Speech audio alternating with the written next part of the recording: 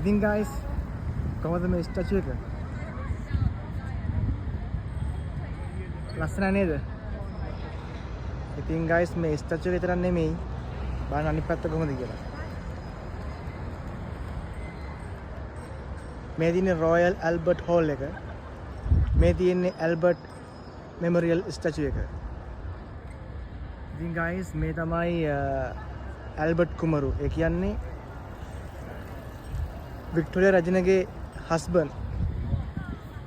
ඉතින් හස්බන්ඩ්ගේ අභාවයෙන් පස්සේ වික්ටෝරියා රජුන මේ ස්ටැචු එක මෙතන ස්ථාපිත කරනවා. එයා මතක් වෙන්න. ඉතින් අපි පොඩ්ඩක් ගිහලා බලමු ළඟට. ඉතින් guys මේ ස්ටැචු එක ගොඩාක් ප්‍රසිද්ධයි සංචාරකයන් අතරින්.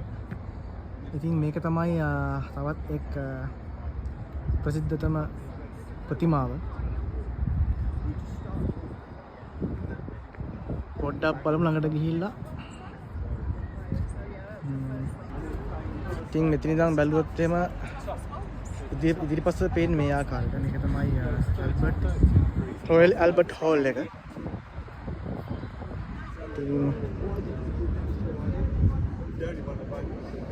ලස්සන ස්ටැචු එකක්. මේකේ තව තියෙනවා ප්‍රතිමාවල් කිහිපයක්. එන්න මේකේ අලියෙකුත් ඉන්නවා.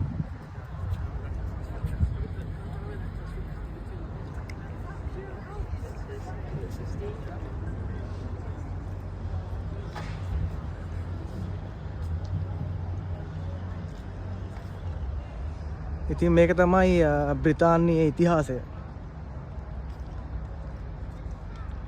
ලොකු පෞරාණික ඉතිහාසයක් මෙයාලට තියෙනවා.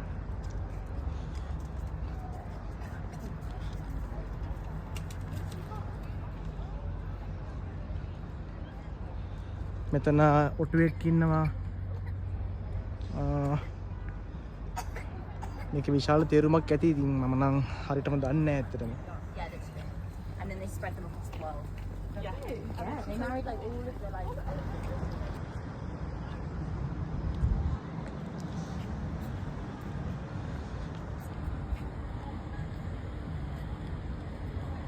මේක නිකන් පේන විදියට මේකේ නිරූපණය වෙන්නේ ඒෂියන්. නිකන් ඉන්දියන් වගේ ටයිප් එකක් තමයි මේකේ පේන්නේ.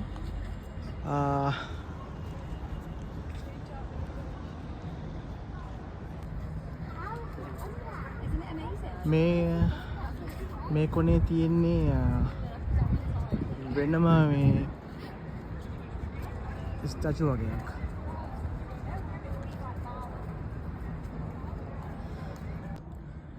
ඉතින් guys මේ පිළිරුව වටා තියෙනවා කොන් හතරක්. මේ කොන් හතරේ තියෙනවා තවත් ස්ටැචු හතරක්. ඒ කියන්නේ මෙතන මේ ලෝකෙම මේගොල්ලෝ පාලනය කරා කියලා තමයි මේ එතනින් මම හිතන්නේ නිරූපණය කරන්නේ. මේක තියෙන්නේ ඇමරිකාව සම්බන්ධව. ඇමරිකාවට අදාළ කල්චර් එක. ඒත් එක්කම මෙතන තියෙනවා අප්‍රිකාව. ඒ ඔටුවෙක් තමයි ඔටුවෙක්ගේ සලකුණක් තියලා තියෙනවා. ඒත් එක්කම ඒෂියන් සහ අනිත් එක යුරෝප්. ඒ කියන්නේ මේ ලෝකේ හතර කොනම මේගොල්ලෝ පාලනය කරා කියලා තමයි මෙතන මෙයාලා අදහස් කරනවා ඇත්තේ.